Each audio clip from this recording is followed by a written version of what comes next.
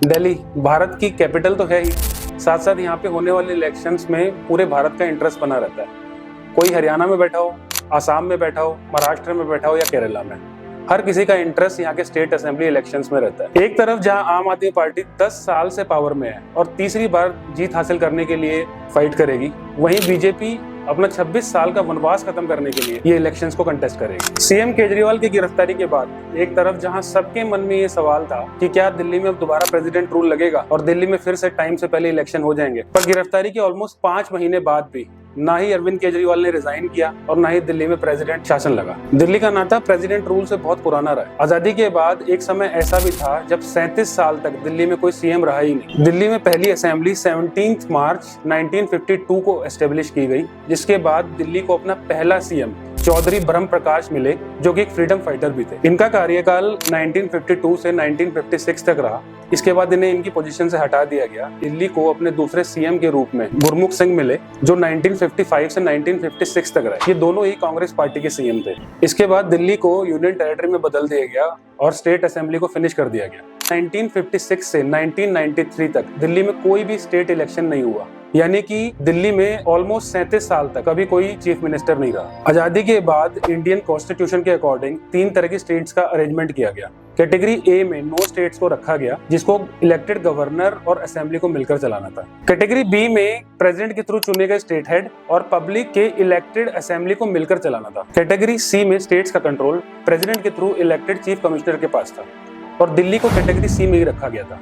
उस वक्त पे दिल्ली असेंबली में 48 सीट्स होती थी। चीफ कमिश्नर की हेल्प के लिए दिल्ली में काउंसिल ऑफ मिनिस्टर्स की स्थापना भी की गई। 1955 में राज्य पुनर्गठन की स्थापना हुई, जिसके बाद फजल अली कमीशन के रिकमेंडेशन पे दिल्ली से कैटेगरी सी का दर्जा छीन लिया गया और असेंबली को भंग करना पड़ा। इसके बाद 1993 तक दिल्ली एक यूनियन टेरिटरी बनकर रहा, लेकिन वक्त वक्त पर दिल्ली में असेंबली की मांग उठती रही और रिपोर्ट्स के अकॉर्डिंग 1991 में पार्लियामेंट सेशन में 69th कॉन्स्टिट्यूशनल अमेंडमेंट के बाद दिल्ली को एक स्पेशल स्टेटस देकर नेशनल कैपिटल टेरिटरी घोषित कर दिया गया। वहीं एलजी को दिल्ली का एडमिनिस्ट्रेटर बनाया गया। ये रोज रोज जो आप मीडिया में दिल्ली के एलजी और दिल्ली सरकार के बीच की खींचतान देखते हैं, ये आज की नहीं है, बल्कि हिस्टोरिकली ये 1991 से ही चली आ रही है। एनसीटी एक्ट 1991 के अकॉर्डिंग दिल्ली में पहली बार स्टेट असेंबली इलेक्शन हुए और 2 दिसंबर 1993 में बीजेपी के मदन लाल खुराना पूरे मैंडेट के साथ दिल्ली के सीएम बने, जो 1996 तक रहे। इसके बाद 26 जनवरी 1996 को बीजेपी के ही साहिब सिंह वर्मा सीएम बने और ये 1998 तक रहे। इसके बाद 52 दिन के छोटे से पीरियड के लिए सुषमा स्वराज भी दिल्ली की सीएम रही। इसके बाद 3 दिसंबर 1998 तक कांग्रेस की शीला दीक्षित सीएम बनती है और ये 3 इलेक्शन यानी 15 साल तक दिल्ली की सत्ता पर काबिज रहती है। इसी बीच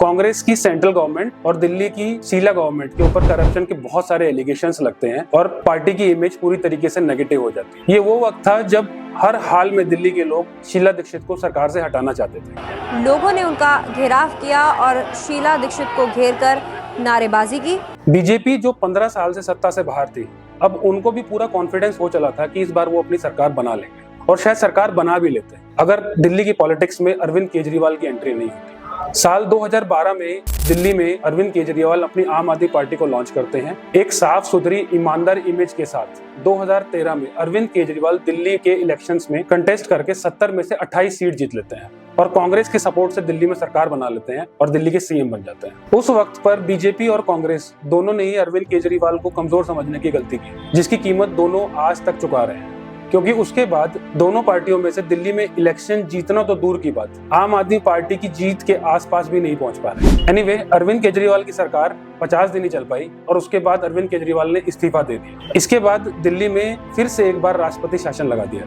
इसी बीच साल 2014 के लोकसभा इलेक्शंस में बीजेपी की मोदी सरकार बम्पर मेजोरिटी के साथ सरकार में आती है। वहीं अरविंद केजरीवाल डिजास्टर परफॉर्म करते हैं और पूरे देश में सिर्फ 4 सीटों पर ही जीत हासिल कर पाते हैं। इस वक्त पर बीजेपी की पॉपुलैरिटी 7वें आसमान पर थी, पर उन्हें अच्छे से मालूम था कि आने वाले इलेक्शंस में अरविंद केजरीवाल को बिल्कुल भी हल्के में नहीं लिया जा सकता। 8 महीने बाद दिल्ली में फिर से इलेक्शन हुए और पूरी BJP including prime minister elections में कूद गई। इस वक्त पर दिल्ली में कोई भी श्योरिटी के साथ ये नहीं बोल पा रहा था कि किसकी जीत होगी।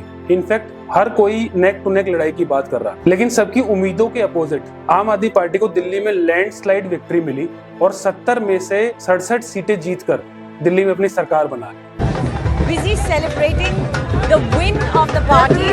There is music, there is gulal and colors, and then there are jhadus which people are holding up and celebrating the win. तब से लेकर आज तक दिल्ली के सीएम अरविंद केजरीवाल ने बिजली, पानी, हेल्थ, एजुकेशन जैसे बेसिक नीड्स को अरविंद केजरीवाल ने अपना मुद्दा बनाया, जिसका तोड़ आज तक बीजेपी और कांग्रेस के पास नहीं है। इन सेक्टर्स में कितना काम हुआ है या कितना नहीं हुआ है, इस पर मैं कमेंट नहीं करूंगा, बल्कि इसको तो आप लोग ही डिसाइड करेंगे। पर अरविंद केजरीवाल एक ब्रांड के तौर पर दिल्ली में इतने बड़े बन गए हैं कि इनकी टक्कर का नेता आज तक बीजेपी और कांग्रेस खोज ही नहीं पाई। आने वाले साल 2025 में दिल्ली में एक बार फिर से इलेक्शंस हैं और दिल्ली के और बहुत सारे मुद्दे हैं। यमुना की गंदगी, फ्लाईओवर्स, पोल्यूशन जैसे मुद्दे जोर शोर से बीजेपी उठाएगी। वहीं आम आदमी पार्टी कोशिश कर रही है कि किसी तरह से इलेक्शन से पहले अरविंद केजरीवाल तिहाड़ जेल से बाहर आ जाए। बीजेपी को इस बार फिर से अपने चांसेस दिल्ली में बहुत अच्छे लग रहे हैं, क्योंकि कैबिनेट मिनिस्टर के साथ साथ खुद अरविंद केजरीवाल भी लिकर स्कैम के एलिगेशंस में तिहाड़ जेल में बंद है और उनकी कट्टर ईमानदार वाली छवि को बहुत नुकसान पहुंचा है। वहीं कांग्रेस, जो पिछले 10 साल से दिल्ली की सत्ता से बाहर है, उसे भी इस बार अपनी खोई हुई जमीन वापस लेने की उम्मीद है। दिल्ली पूरे देश का सेंटर ऑफ अट्रैक्शन इसलिए भी है क्योंकि यहाँ पर होने वाली हर छोटी से छोटी एक्टिविटी को मीडिया कवर करता है और उसे पूरे देश के लोगों के द्वारा देखा जाता है। एक डिकेड पहले तक दिल्ली में भी ट्रेडिशनली कांग्रेस और बीजेपी के बीच ही लड़ाई होती थी, लेकिन जब से आम आदमी पार्टी की दिल्ली की पॉलिटिक्स में एंट्री हुई है, यहाँ की पॉलिटिक्स और इंटरेस्टिंग हो गई और पूरे देश के लोगों को यहाँ की पॉलिटिक्स में दिलचस्पी बढ़ गई। खैर, कौन सी पार्टी सत्ता में आएगी और ये जंग कहाँ तक जाएगी, ये तो आने वाला समय ही बताएगा। अगर आप लोगों को वीडियो पसंद आया हो तो please do like and subscribe.